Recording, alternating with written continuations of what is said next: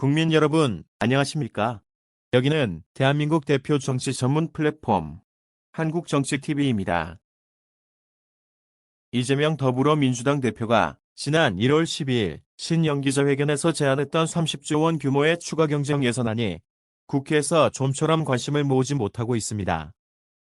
이재명 대표는 신년기자회견에서 취약계층 이자 지원 등 30조 원 규모의 9대 긴급민생 프로젝트를 제안한 바 있습니다.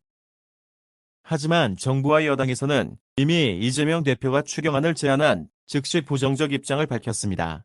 게다가 민주당 내부와 주변에서도 실효성을 두고 논란이 일어나고 있는 실정입니다.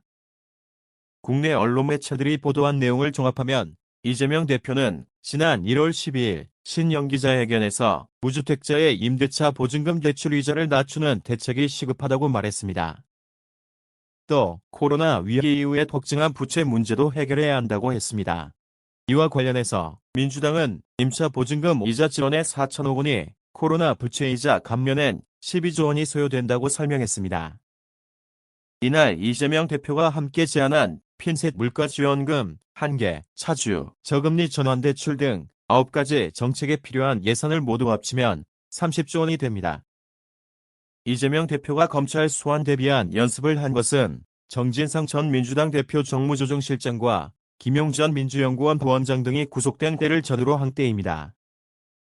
그러나 이재명 대표가 신년기자회견을 한 직후 정부 고위 관계자는 일고의 가치도 없는 주장이라면서 이재명 대표의 제안을 거절했습니다.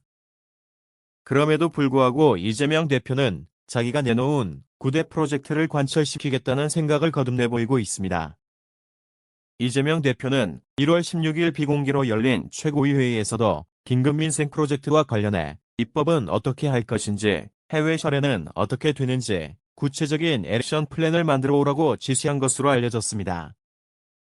이런 이재명 대표의 움직임 때문에 민주당 실무진의 고민도 깊어지고 있습니다. 실제로 야당에게는 예산 편성권이 없습니다. 따라서 야당에게는 30조 원 추경안을 적극적으로 추진할 방법이 없습니다. 그렇기 때문에 민주당 일각에서는 169석에 이르는 의석수를 활용해서 9가지 정책을 하나로 묶어 특별조치법으로 입법하자는 의견까지 나왔습니다. 그러나 민주당 정책위원회가 위헌의 소지가 있다면서 곤란하다는 입장을 내놓자 이 의견은 쑥 들어갔습니다. 전문가들의 의견도 부정적입니다. 전문가들은 이재명 대표의 추경안 구성 자체가 고금리, 고물가인 지금의 경제 상황과 맞지 않는다는 의견입니다. 민주당 안에서도 의문이 제기되고 있습니다. 경제 전문가 출신인 한 민주당 의원은 지원책을 내기 전에 국채 발행을 할지, 추경을 할지, 추경을 하면 재원 조달은 어디서 할 건지에 대한 논의가 먼저 있어야 했다고 지적했습니다. 그러면서 이런 사전 논의가 전혀 없이 30조만 덜렁 발표한 형국이라고 비판했습니다. 한편 김영준 명지대 특임 교수는 9대 프로젝트는 이재명 대표가 그동안 주장해온 퍼주기 정책에 지나지 않는다고 비평했습니다. 그러면서 예산 편성권은 정부와 여당이 갖고 있는데 아직도 자기가 대통령 선거 후보라고 착각하는 것 같다고 지적했습니다.